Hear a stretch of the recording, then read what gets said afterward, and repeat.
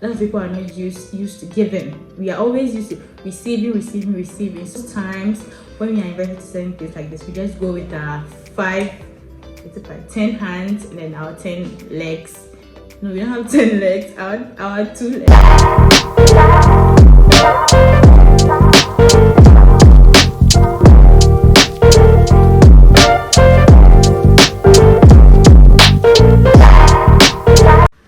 Hello guys, welcome back to my channel. Welcome back to the Chef Lifestyle. It's been a while, it's been a minute. If you are new here, don't forget to hit the subscribe button and become a part of the family. If you're an old member, as I always say, thank you for always coming back to watch my videos. On today's video, I'm going to talk about some very important habits to develop or to learn.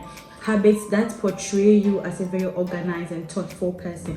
These habits are something that if you pay attention to, it's very easy to learn and incorporate into your daily lifestyle. The first thing we are going to talk about is tipping at a restaurant. I know some of you might be saying, why do I need to tip? Well, tipping is very important because it makes you appear as a thoughtful and caring person. Once you've gone to a restaurant or somewhere and you've been served by somebody, it's natural that you want to show your appreciation. And I know saying thank you is fine, but then going the extra mile and then just trying to show your appreciation through tipping or giving something to the waiter or waitress, a way of showing how thoughtful you are.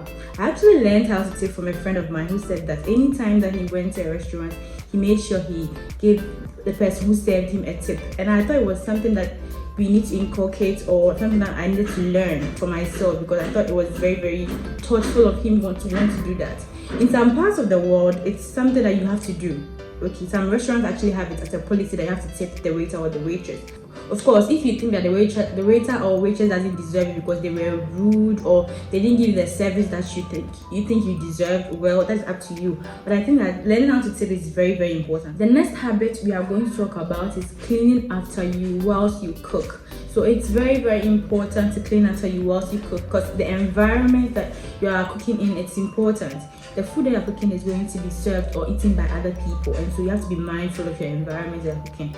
For some people, when they are cooking, the whole place is messed up, the tomatoes is here, the pepper is here, the oil, the whole floor is messed up. It doesn't make the food you're cooking appealing to other people. If I see something like that, I wouldn't want to eat it because your environment is not clean. So you don't have to do everything at once. Let's say you're pouring the tomatoes. Once you're done pouring the tomatoes, you can just rinse the bowl that the tomatoes were in and you keep it somewhere. So you rinse everything. So by the time the tomatoes still will be on the fire, you can just go back and then wash the rinsed items. Okay, it makes you appear more organized and makes the work area, your cooking area appear very neat. So just try and develop that habit of cleaning after you.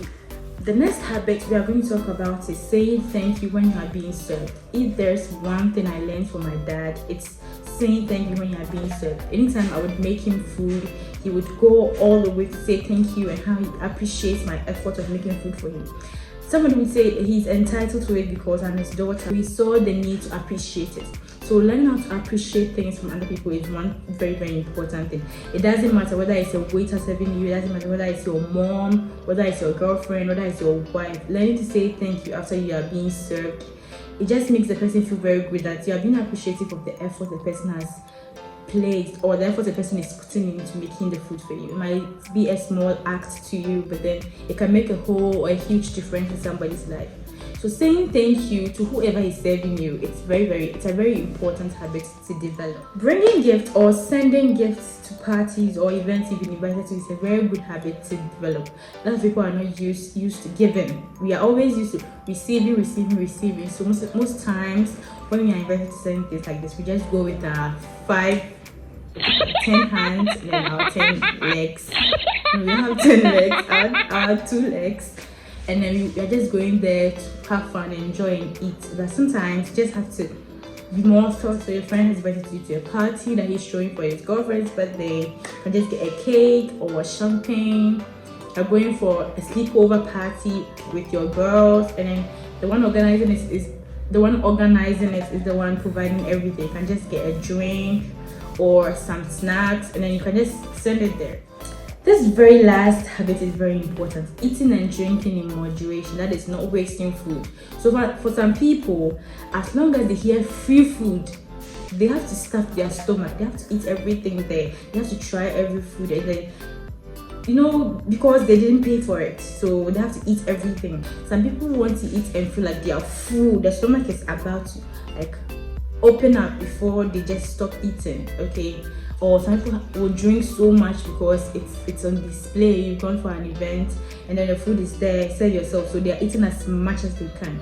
Learn to eat in moderation, and then you will never know who is watching. I know some people will be like, I don't care what people think of me, but trust me, you care what people think of you. You don't live on this earth alone.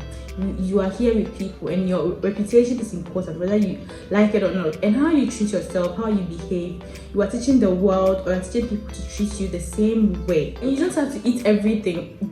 I hope I'm not attacking anybody. I'm just you don't have to eat everything just because it's on display, just because it's free food, just because, you know, sometimes you have to learn how to say no.